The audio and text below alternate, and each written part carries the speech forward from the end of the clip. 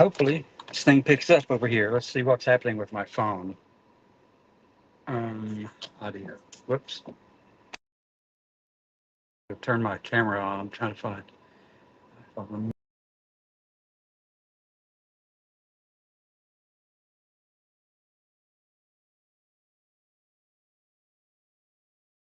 Cooperating.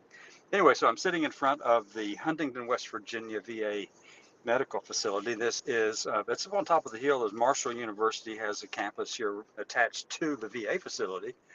But here I am. I'm just sitting here in the parking lot. I just finished up some things I needed to take care of. In there, they actually worked on my shoulder and actually gave a bunch of stretchy stuff to take home.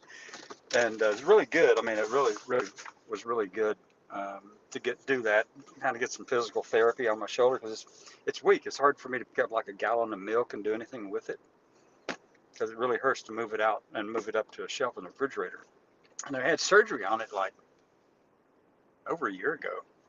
The VA took care of that at the Pikeville Medical Center. So yeah, so here we are in Huntington, up on top of the hill. It's Spring Valley is just down below us here. There's a high school and stuff near here, but this is the Hershel Woody Williams VA medical facility, and this is Woody Williams, he was a Medal of Honor winner. He passed away within the past couple of years or so here.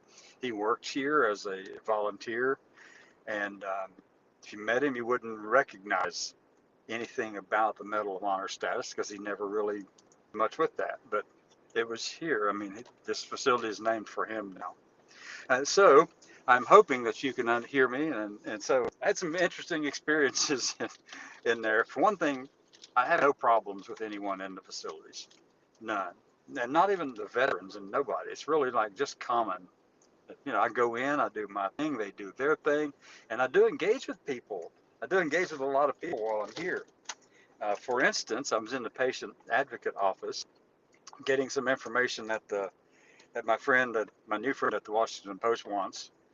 So I got that for her, and then uh, actually just got it on my phone eventually. It was easier for me to do it from my VA account.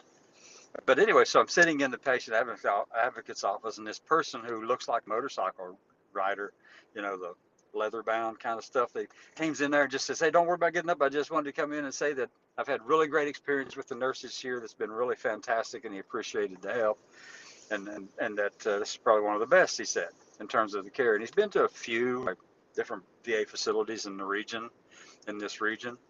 But he was talking. He had a shirt on, a T-shirt on underneath this jacket, and the jacket had "Gulf of America." And here's a meme of Trump sitting there in a shirt on a beach on a recliner, looking out over the water, and he's got a margarita or something in his hand or something like that.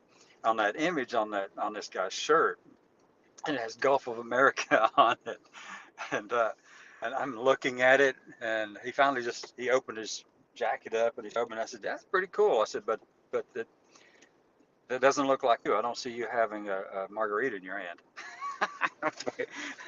So we had a really good conversation about that. And toward the end of all that, and I said, "Oh, by the way, I'm one of those trans terrorists from Appalachia." And they said, "Well, you don't look like you'd hurt anybody." And I said, "I don't plan on it either." Just what a good conversation. It was just banter between two veterans. He's a Trump supporter, obviously. I'm not, and he probably knew that. But it's just and the patient advocate lady behind the counter, behind the desk there, she is just laughing at us. We're carrying on and all this stuff, and he was in Intel, and I was in the Navy as a crypto and all this kind of stuff in the Marines later on.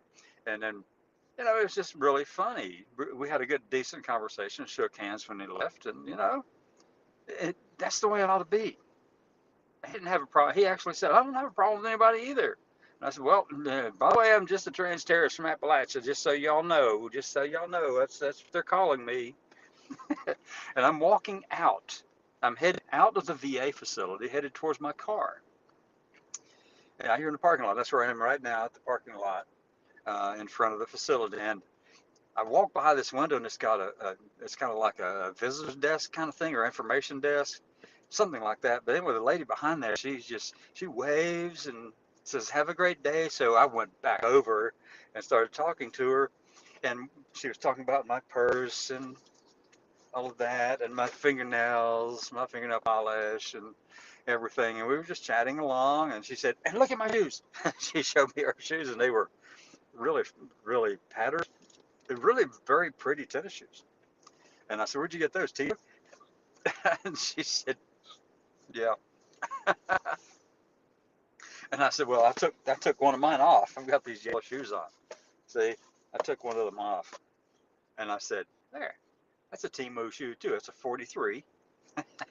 They're real stretchy. It's like wearing a sock with a bottom, hard bottom." And so we were just carrying on with all that stuff, and it was really fun. And she said, "Well, you have a great day too." And I said, "Okay." And I said, "And by the way," and I'm kind of looking like this around her desk, and I said, "Y'all be really careful though, because this trans nurse is getting ready to leave the building." I'm heading for the door. She just died laughing. It was funny as can be. Oh my gosh, it was hilarious. So here we are. I'm getting ready to leave. I'm not going to stay on here very long. I do need to get back to Mud Lick. My friend at Walpo at Washington Post, I had to send some information to let them that I'm actually a veteran to prove it. That's good. That's fine. I know there are a lot of people out there who, not a lot. There are some people who actually abuse that. So anyway, I did that, and on the top of that letter, it had that I was from, I gave my address, and it said Mud Lick Road, Hardy, Kentucky, and she just died. She sent this real laughing emoji and stuff, and I'm going, well, she put that in there like that, and she's a Mud Lick Road. You're muddling that. She thought that was so funny. Yeah, that's the name of the road, Mud Lick Road in Hardy, Kentucky. Well, I'm gonna get off here though, because I need to get a bite to eat somewhere. I'm gonna find someplace along the road. I might go over in Kentucky and go down that way. I'm gonna call my cousin here in a minute, check on them. I'm gonna call mom in the house, make sure they're all right. Let them know I'm leaving the facility here and heading back home. And y'all have a great day. I'll talk with you later. Remember, the stuff I say about trans terrorists. That's satire. If you haven't figured that out. I have more to do than worry about all of that stuff. But I think that since I'm out here doing things, I might as well just go ahead and admit that, I'm one of those hillbilly trans terrorists that you got to watch out for, because if you do come and visit, this is what I told, what I told the person there. So it's like, I told the person in patient advocate office, I said, look, if these people want to claim that, I'm some kind of threat or something like that, they want to come and visit. If they want to come on down and visit, make sure at least they bring an apple pie, because mom appreciates that.